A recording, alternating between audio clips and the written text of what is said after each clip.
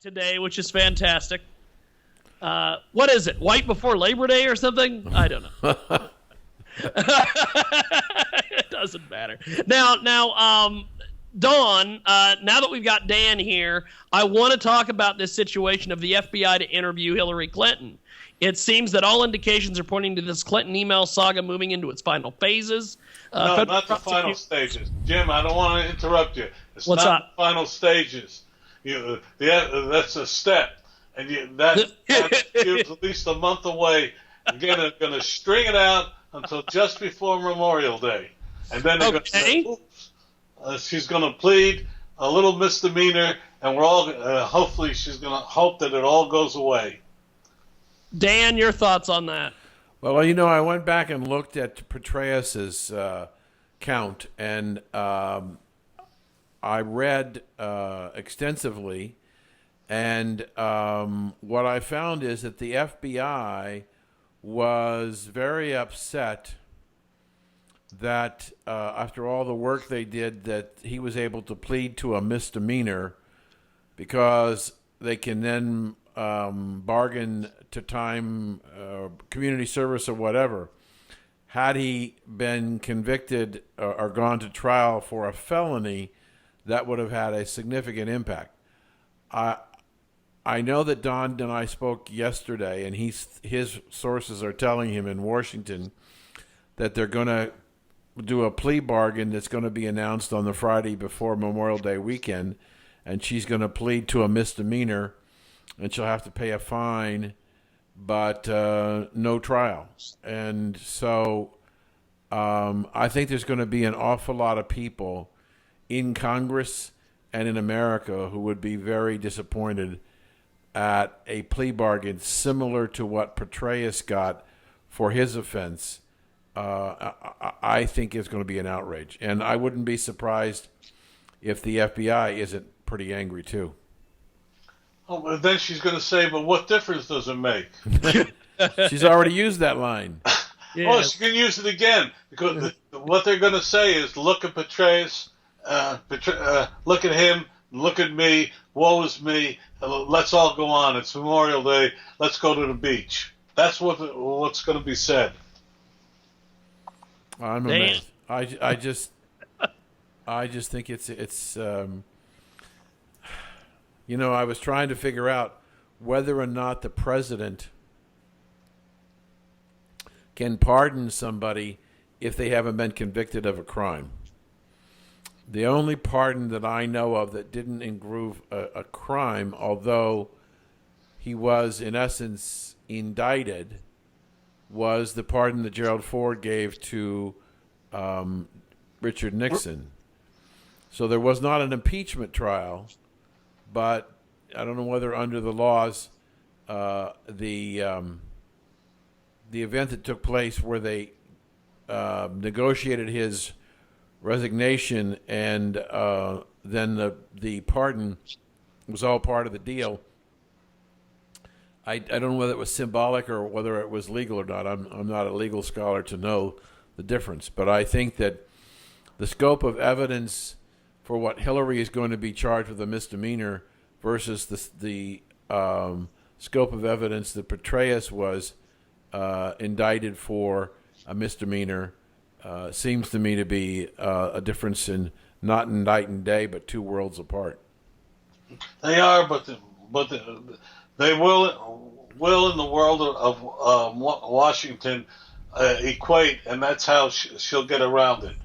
That's the real feeling within the Clinton camp that she will beat this one too. So, as I recall in the Petraeus case when I read it, there was an admission of guilt to the misdemeanor charge. An admission that he did not fully protect.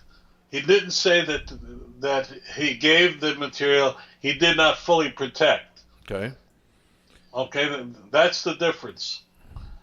But how is it different, Don? I mean, if she didn't fully protect by having an independent non-government server, Not only did she not protect it, but the issue is, did she use it?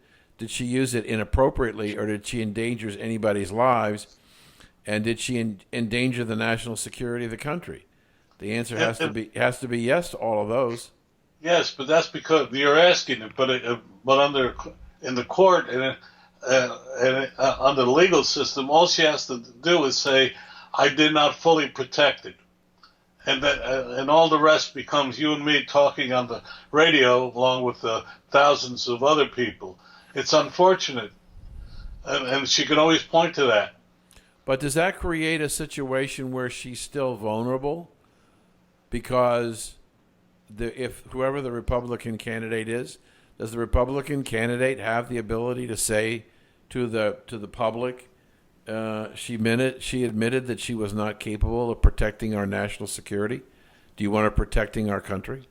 That's too sophist. The only thing that will really impinge on the American public is if she's convicted. Other than that, it's open to interpretation, and she's got a whole phalanx of people who will come out as they've been doing for the last 6 months. You have no idea the number of emails I get across about her acolytes saying about this. And they'll go on TV and they'll smother it. They'll smother it on the Sunday before the day before Memorial Day on all the news programs. And by the time we all get back to work the following week, it'll be old news, and they can twist it any way they want. Wow. Wow is wow is indeed. It makes me. I could be wrong, but that's what I've heard. Okay, I understand that. I'm not going to hold you to it. But you still think she's not going to be the nominee? I still do. I really and truly. How can you sit there if she loses New York State, or even if Bernie comes close? You're looking at a former senator from New York State against an 80-odd-year-old, how old he is. Somebody older than you. Well, I'm sorry? Somebody older than you. Oh, he's definitely older than me. I just turned 73. Oh, okay. So, but the answer is, how can you possibly sit there and say this is a viable candidate when she can't kill him in her own state? And to get back to Jim's question, I think he's going to do very well in Wisconsin. Today, he may win the state, as the polls say, but all he has to do is come close. And, you brought up an issue. You wanted to talk about how they're controlling the funding, the Clintons through and you can explain it better than I can. But the point being, her real hold, if you take out the superdelegates and the delegates who are beholden to her for various reasons, she's not doing a very good job of sewing up the Democratic nomination. Right, I agree. Jim, do we need to take a break before I get into this? Because it may take a couple of minutes. Okay, well, let's do this. We're gonna put our two guys from Verona on hold. Yes, let's go. Let's talk about this, because I know that I want to give you the floor. You take as much time as you need here. Okay.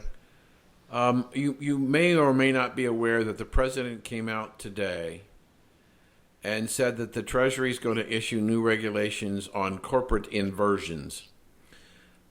To put that simple, Jim, is that a corporation can buy an interest in a smaller company overseas and effectively transfer their earnings to the overseas operation to avoid paying U.S. taxes.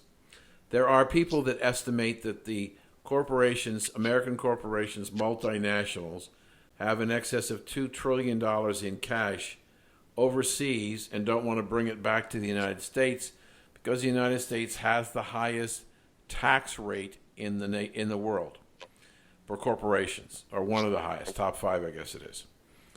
Now, this is a very complex transaction in order to move money. It is a perfectly legal transaction, and the president made it seem today as if it was illegal, that corporations were doing bad things. People me to understand those of us that have money in pension accounts or retirement accounts and own common stock. We understand that the board of the trustees for the company have the responsibility to protect our interest as shareholders. Now, I don't want to go into the detail of the complexity of that transaction.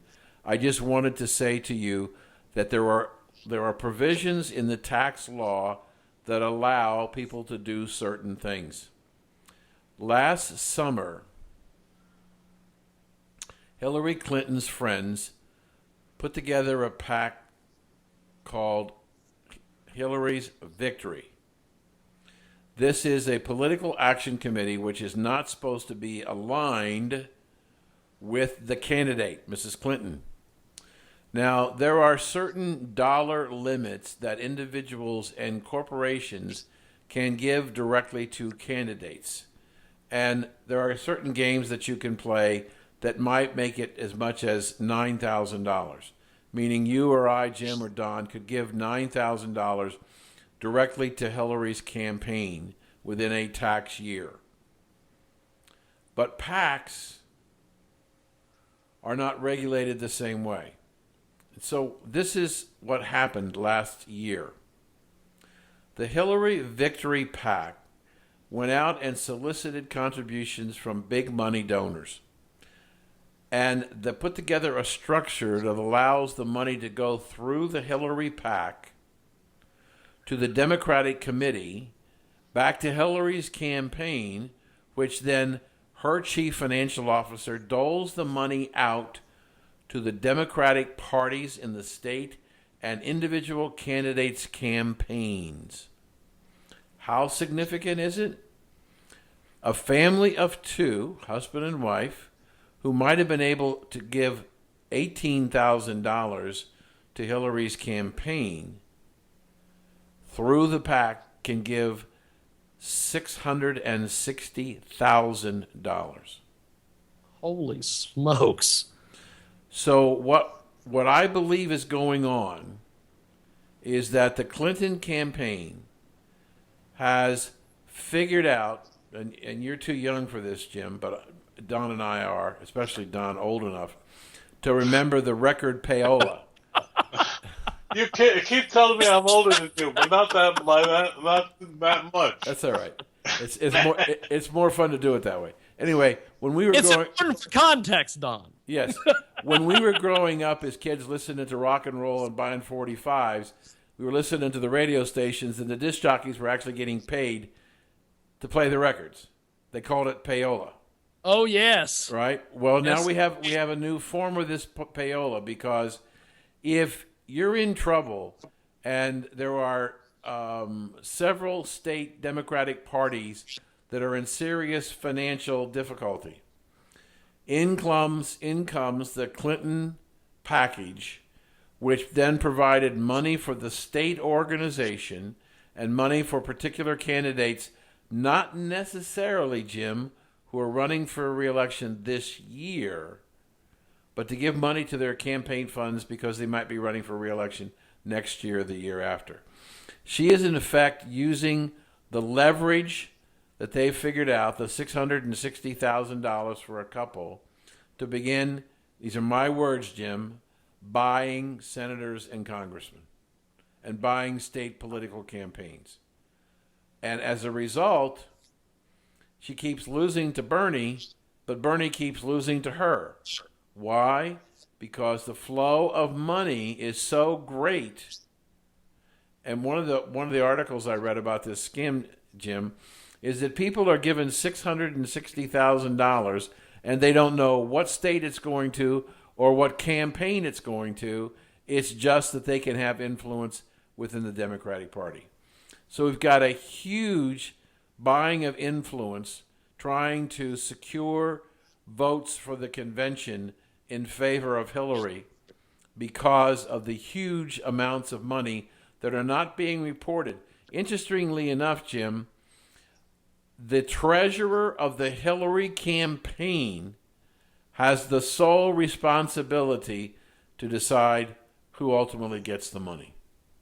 The chief financial officer of Hillary's campaign gets the decision to decide who gets what. So my point, the reason why I think this is a story that I'm interested in, nobody else in the world, perhaps, but maybe you two guys, would appreciate this at the moment.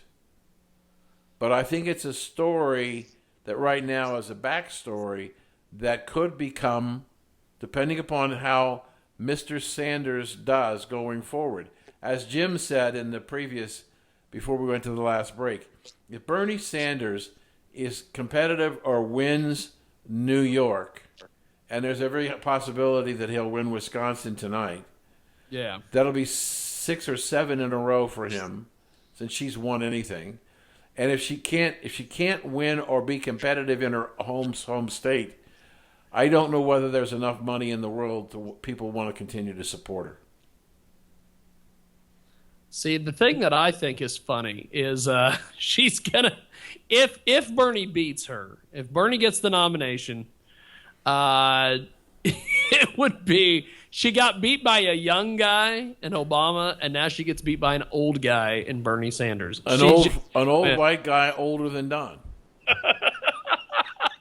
Much older than Don.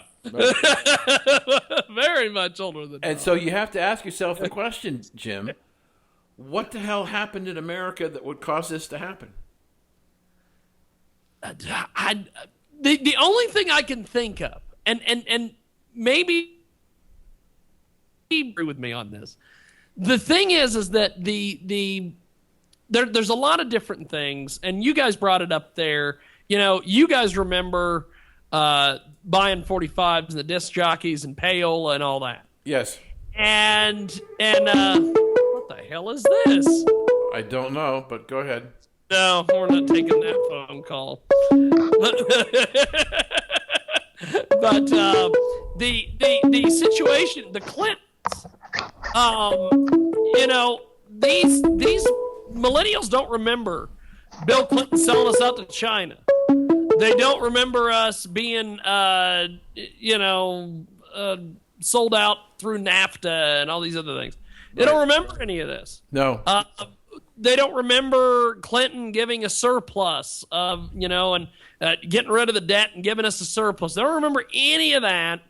All they remember is what they've seen in the history books, which is he got oral sex in the White House. Right. And Hillary tried to do health care and failed, and Benghazi.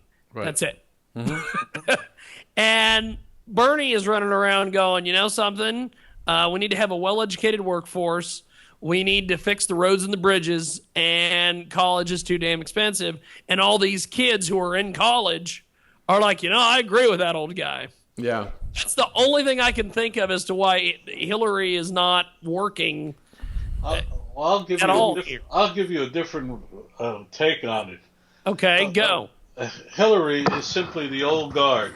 And whether we like it or not, the old guard is dying. We don't have political leaders. There was a play about Mayor Fiorello LaGuardia many years ago called Fiorello, and in it was a song called "Politics and Poker," and it was all about how decisions are made in the back room. Well, there were some pretty good decisions made in the back room, and now it's changed. And what they decided in the '60s, again, young college kids, was they're going to fix it by allowing the American people more control in the primaries. And then it took 50 years, but they have taken control in the primaries and made their voice known.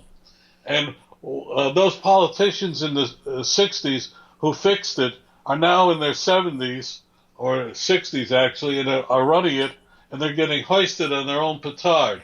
Because the American people are saying, we don't like what's going on, and we want change. And the only two people that are giving them different messages are Donald Trump and Bernie Sanders. Hillary Clinton goes through. If you listen to her speech, for one thing, it's tired. She's tired. If you listen to Cruz, he's too shrill. Kissinger is thoughtful, but he doesn't get the publicity necessary. And you have people out there I don't know how Bernie does it, but I couldn't get up and make the speeches he makes at my age, let alone at his age. But uh, he is really motivated, and if you listen to his speeches and put him and Hillary side by side, who would you vote for? And the American people are making their voice known. Um, Yeah, and uh, I think that some night, if it hasn't already happened, Bernie Sanders is sitting in a hotel room somewhere saying, "Did I blow this? When I let her off the hook at the beginning with the debates and never challenged her, and everything was fine with the emails, I gave her the election. If she wins, I was the one that gave it to her because I didn't press." And you're absolutely right, Dan. he's trying to do it now, but it's almost too late. I just think that there's another example, Jim. We had a conversation several weeks ago when I told you that I was concerned that there's something medically going on with Mrs. Clinton. And while I'm not a doctor, I was concerned that some of the symptoms that she was demonstrating might indicate a precursor of dementia. And I pointed out the Ronald Reagan comments at the Nancy Reagan's funeral, the coal miners the following Sunday, nobody died in Benghazi on Monday. Now we have this weekend on Meet the Press where she violated the sacred law, and the abortion people are up in arms against her because in an interview, the sacred law in discussion abortion is never to use the word person or personhood or child when referring to the fetus. And she did, I believe, on Face the Nation or whatever the Sunday morning talk show was on Sunday, she used both. She used the child, an unborn child, and an unlawful person. And the right to the abortion people went crazy. The people who are the professionals that perform the abortions and move on with the other clinics, they were outraged at Mrs. Clinton. So in a series of what they keep calling is gaffes, these are gaffes. If they're gaffes, they're about the major constituency of the Democratic Party. The unions, the coal miners have to be put out of work in Kentucky. And when we have Planned Parenthood, who is the number one abortion organization in the country, supposedly a big supporter of Hillary, angered because she broke the sacred trust. When the gay people were up in arms because she gave Reagan more credit than they felt that he deserved. These are signs, and Don and I were talking about it today. Is this a person who is sick, or is this a person who can't remember? Dan, let me jump in here and say, if that happened to your mother or your father in everyday life, you'd start to think about it. You'd begin to worry. Do they have dementia? Are they losing it? You know that old joke about forgetting things when you get older. But the real point here is, what's the joke? Are you going to tell us the joke? Well, you know, the three ways you're getting old. First one is you begin to forget things, and I forget the other two. Okay. That's usually pretty good for a laugh in my routine. But anyway, okay. The major point I want to make is that people are not looking at her and saying, as they would look at the mother and father and say, is this the onset of dementia or not? And that to me is another failing of the media, because certainly in my experience with my parents, it was the first symptom when they started to say things and then realized that what they were saying, did not realize what they were saying at the time they were saying it. And she's done it too many times that in the past few months, particularly at the end of the day or when she's first starting out, where people should not be starting to question whether there's something wrong that we're not aware of. And I personally believe there is, and I'm willing to say something. Well, I think I agree with you. I started talking about this several weeks ago, and I got a lot of several people cautioned me about raising this issue because it's a dynamite charged issue. But I say to people when I talk about it on radio all over the country, I say, look, one of the questions that we have to ask about all of these candidates, do they have the strength and stamina and the intestinal fortitude to handle the pressure of this job? And I say, all you have to do, as many vacations as Barack Obama has taken, go back and look at the pictures of him at the inauguration and look at him today. He's a totally physically different man. If you look at the last 2 weeks, if you looked at Hillary making a speech, 2 weeks ago I was in Walt Disney in Orlando, and I went to the Hall of Presidents where they have the audio animatronics. And I want to tell you, it's a wonderful experience, but I watched Hillary, and the only thing was moving was her head from left to right. There was no other body motion, there was no energy, no enthusiasm, no power, no structure in her tone. I'm very concerned that if she can't handle no competition from Bernie for such a long period of time, and now finds herself in a situation where she's sniping at a Greenpeace. I'm sick and tired of hearing about the environment with Bernie, what she said last weekend. I mean, if you're sick and tired of hearing about the environment, then don't talk about global warming. Don't talk about climate change. So yeah. It just seems to me that there are things that are going on, and every time they happen, it gives me more and more pause and concern that she's not all there. No. I totally agree with Dan, and if you also recall, a few months ago I mentioned that I thought that health would become an issue in this campaign. The other point I'd like to see is I'd like to see Bernie Sanders at the end of the day. He seems more invigorated than any of us, including Donald Trump. At the end of the day, he's got a second life. But you know what? One thing we will know with Bernie Sanders, they won't worry about throwing slurs at his wife. Yeah. It's very interesting.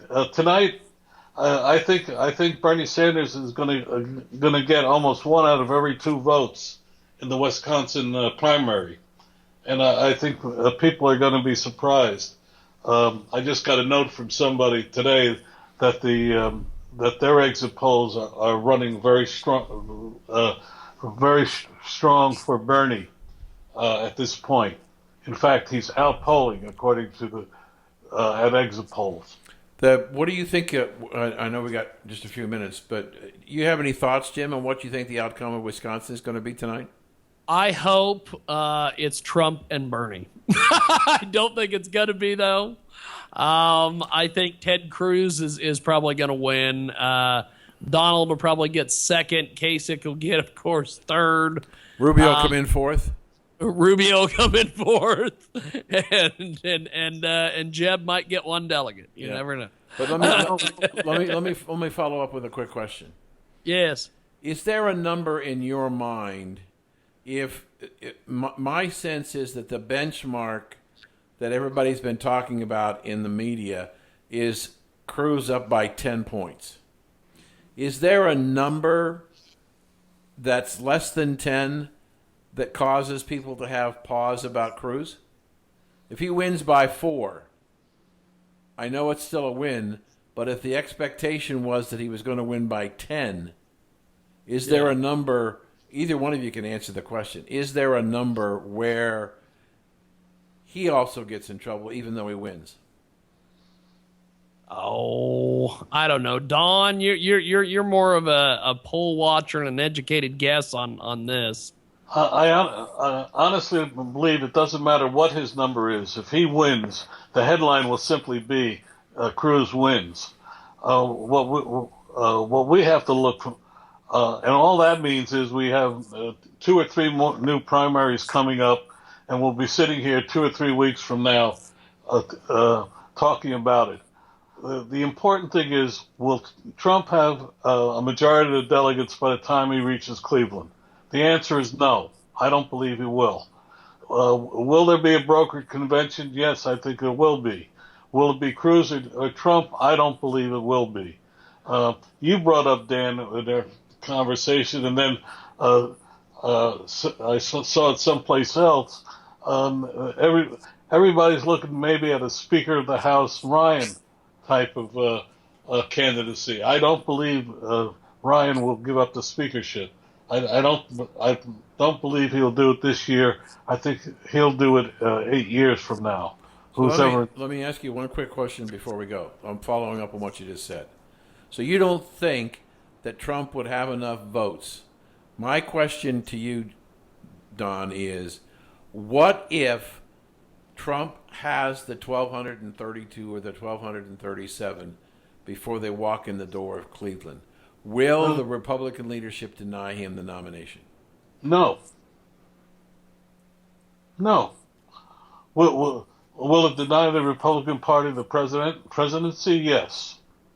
But will he have? I don't believe.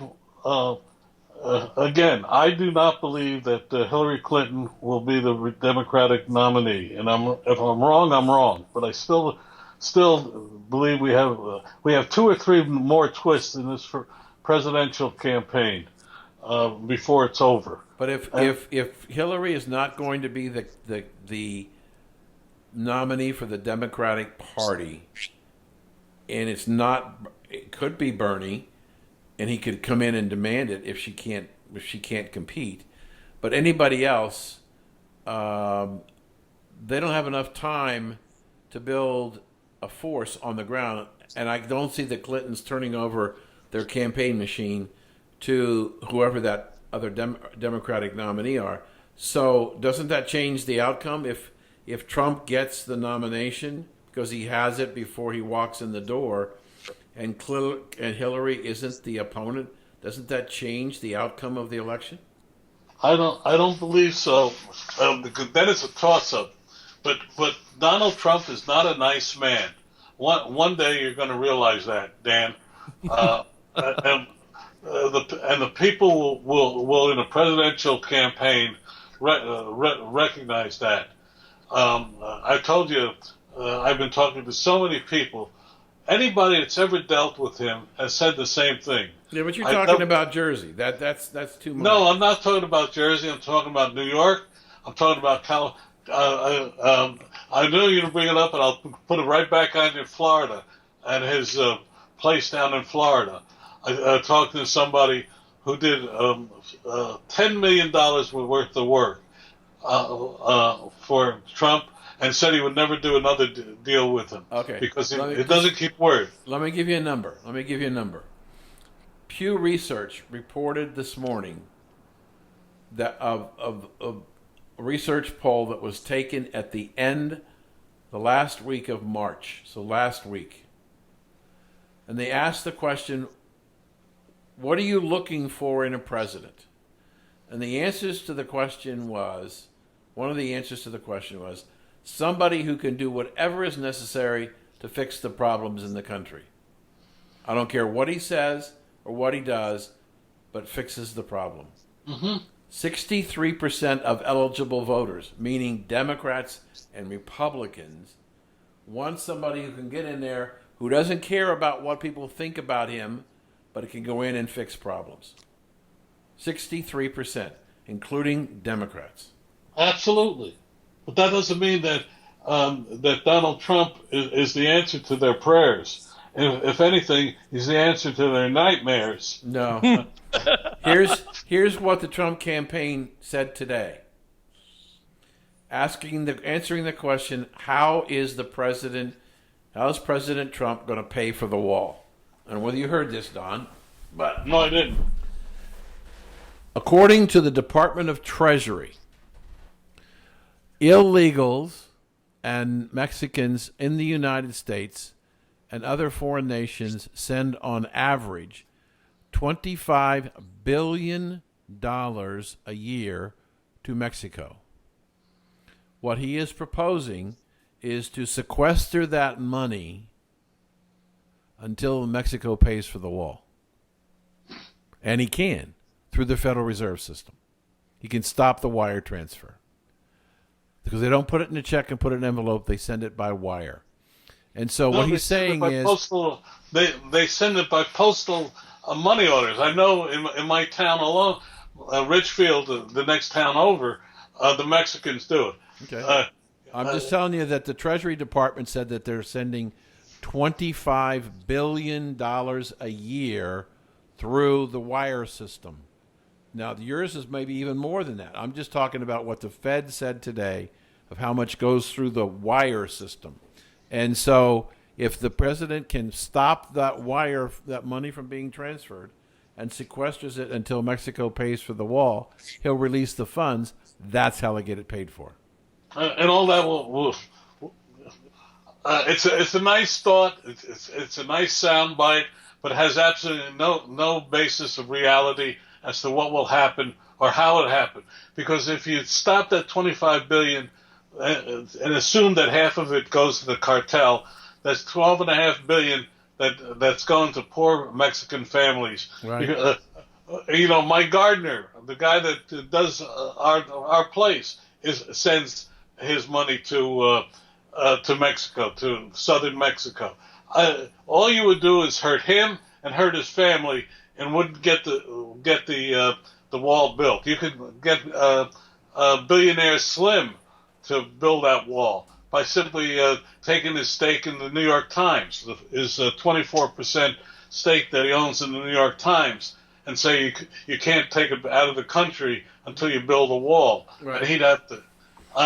You're right. I don't want to argue.